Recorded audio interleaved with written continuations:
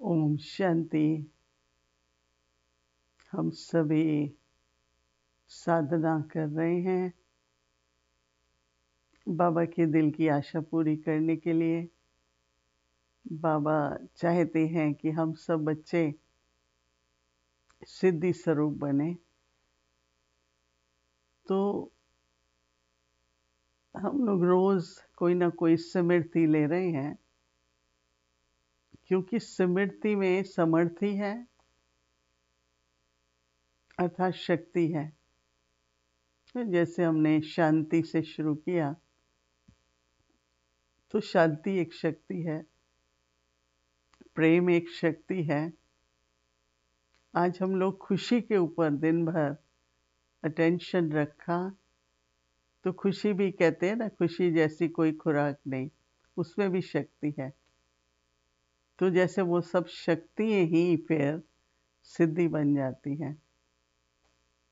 कईयों ने अनुभव सुनाया, मैंने भी किया कि पहले दिन शांति का तो बहुत बहुत गहरे अनुभव हो रहे थे, और फिर प्रेम का था। तो इसमें जो स्मृति से स्वरूप बनना है, उसके लिए स्मृति रखते हुए हमारे संकल्पों पर भी अटेंशन हो, हमारे बोलने पर भी अटेंशन हो, हमारे कर्म पर भी हो। जैसे हमको किसी भी बात का निर्णय करना है, निवारण निकालना है, तो अपनी स्मृति, अपने को स्वयं को वो स्मृति में लाओ कि आज तो मुझे जो मेरी स्थिति है स्मृति के आधार पर, उसमें खुशी से मुझे हर बात को सोचना है। तो सोच बंद नहीं होगा, पर खुशी से सोचना है। अच्छा कोई बात सामने आई, तो अगर बोलना भी है तो खुशी के बोल बोलो। तो हमने देखा कि जब अटेंशन रहती है, और फिर बाबा भी ऐसा लगता है कि हमारा गाइड है, हमारे साथ ही यात्रा पर है। तो इसलिए बाबा ने भी दिल का प्रेम और सिर्फ प्रेम, बाबा ने कहा एक स्नेह होता है, एक दिल का स्नेह।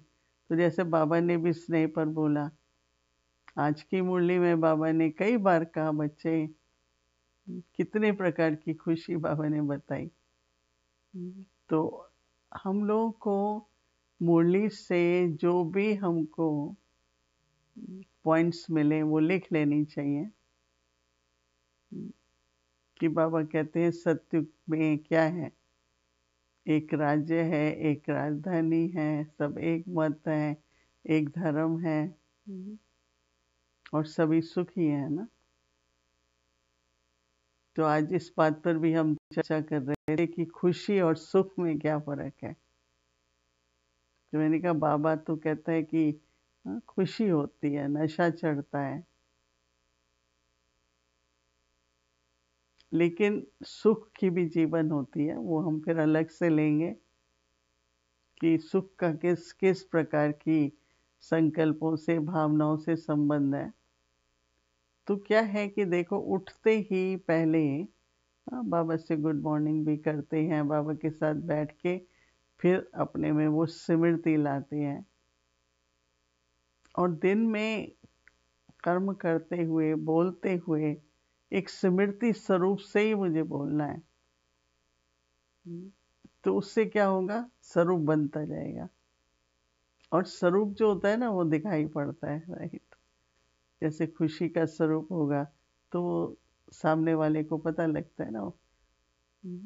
तो स्मृति करते करते रहते, स्मृति में शक्ति भी आती जाएगी, स्थिति भी बनेगी।